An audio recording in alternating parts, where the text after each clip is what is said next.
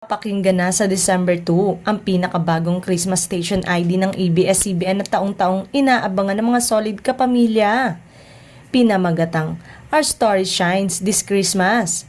Tampok sa recording video ang mga pinakamalalaking singer ng Kapamilya Network na pinangungunahan ng mag-asawang Regine Velasquez at Ogie Alcacid, Sarah Geronimo, Piolo Pascual, Gary Valenciano Bamboo at ang P-pop group na BINI.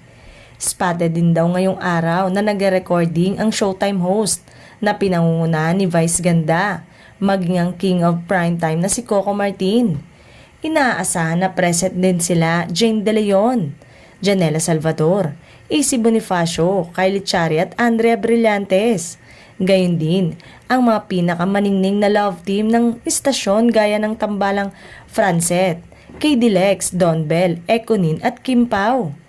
Tiyak na mapapanood din ang mga bigating boss na sina ABS-CBN Chairman Mark Lopez, ABS-CBN CEO and President Carlo Katigbak, ABS-CBN Chief Operating Officer for Broadcast Cory Vidanes sa recording session ng kanilang sariling Christmas Station ID.